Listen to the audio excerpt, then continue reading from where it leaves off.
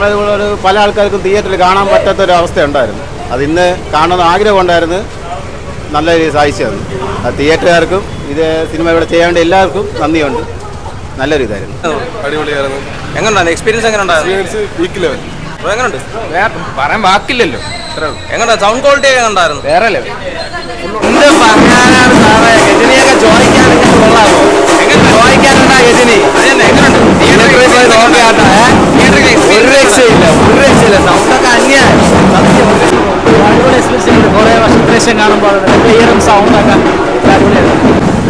കുഴപ്പമില്ലായിരുന്നു. ഞാൻ സൂര്യ ഫാനാണ്, സോ എനിക്ക് ഇഷ്ടപ്പെട്ടു. എങ്ങനെയുണ്ടായിരുന്നു? 4K വന്നപ്പോഴത്തേക്ക് എങ്ങനെയുണ്ടായിരുന്നു? തിയേറ്റർ എക്സ്പീരിയൻസ് എങ്ങനെ ഉണ്ടായിരുന്നു? ഒരു രക്ഷയില്ല, അടിപൊളിയായിരുന്നു. എല്ലാവരും പൊളി, ഒരേ വൈബ്, പറയാൻ സൂപ്പറായിരുന്നു. അടിപൊളി, അന്നത്തെ എക്സ്പീരിയൻസ് തന്നെ. വർഷങ്ങൾ എത്രയായാലും പടത്തിന്റെ ഒരു എഫക്റ്റ് സെയിം എഫക്റ്റ്. അടിപൊളി. തിയേറ്റർ എക്സ്പീരിയൻസ് എങ്ങനെ ഉണ്ടായിരുന്നു? അടിപൊളിയായിരുന്നു. എങ്ങനെയുണ്ടായിരുന്നു? കുറെ നാൾക്ക് ശേഷം നല്ലോണം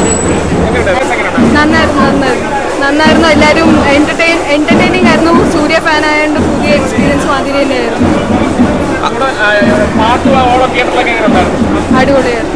ആ 4K വന്നപ്പോൾ സൗണ്ട് ക്വാളിറ്റി എങ്ങനെ ഉണ്ടായിരുന്നു? അടിപൊളിയായിരുന്നു. ഭയങ്കര വൈബായിരുന്നു. പാട്ടൊക്കെ എല്ലാവരും ഡാൻസ് കളിക്കുന്നുണ്ടായിരുന്നു. അപ്പം ഭയങ്കര രസമായിരുന്നു. സൂര്യ ഫാൻസൊക്കെ കൂടി ഇരുന്ന് ഈ സിനിമ ഒന്നുകൂടി ഞാൻ ഇറങ്ങിയ പൈസ ഞാൻ ജനിച്ചിട്ട് ഉണ്ടായിരുന്നില്ല. അപ്പോൾ പിന്നെ തിയേറ്ററിൽ പോയി കണ്ടപ്പോൾ രസമായിരുന്നു. ഞാൻ ഈ സിനിമ തിയേറ്റർ കണ്ടില്ല, ഞാൻ ജനിച്ചിട്ട് ഉണ്ടായിരുന്നില്ല ഈ സിനിമ ഇറങ്ങിയപ്പോൾ. സോ ഇപ്പം അടിപൊളിയായിരുന്നു. എല്ലാവരും കൂടി ഇരുന്ന് കാണുന്നത് രസമായിരുന്നു. ഇതിന് പടം തന്നെ ഒരു ഫീൽ തന്നെയല്ലേ. പടം കൊള്ളാൻ കാണണം. നമ്മളെ പഴയ രീതിയല്ല, 4K മികവോടെ നല്ല രസമുണ്ട്. പിന്നെ യുവശങ്കറിന്റെ മ്യൂസിക് ഇതൊക്കെ ലൈഫ് ടൈം എക്സ്പീരിയൻസ് ആണ്. ഒരു പ്രാവശ്യമുള്ള ഇത് വേറെ ഫാൻസ് ഒന്നും നോക്കാതെ കണ്ടു കഴിഞ്ഞാൽ എക്സ്പീരിയൻസ് കിട്ടും. അങ്ങനെ ഒരു പടമാണ്. തിയേറ്ററിൽ വൈബ് എങ്ങനെ ഉണ്ടായിരുന്നു? തിയേറ്ററിൽ നല്ല വൈബായിരുന്നു. നമ്മൾ പ്രതീക്ഷയിലും ഭയങ്കര രസമായിട്ട് സിനിമ എൻജോയ് ചെയ്യാൻ പറ്റി. ഒരു പുതിയ പടം കാണുന്ന പോലെ തന്നെ കാണാൻ പറ്റി. ഇത് ടി വിയിലും അല്ലാതെയും മാത്രമേ കണ്ടിട്ടുള്ളൂ. ഇപ്പോൾ തിയേറ്ററിലൊന്ന് എക്സ്പീരിയൻസ് ചെയ്യാൻ പറ്റിയത്.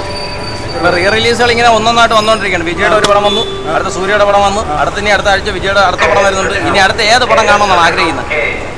ഇതുപോലെ ഇനിയിപ്പോൾ ലാലേട്ടൻ്റെ ദേവദൂതൻ അത് കണ്ടിട്ടില്ല, അത് എക്സ്പീരിയൻസ് ചെയ്യണമെന്ന്. അത് മണിച്ചിത്ര താഴെയൊക്കെ വരുന്നുണ്ടെന്ന് പറയുന്നത്.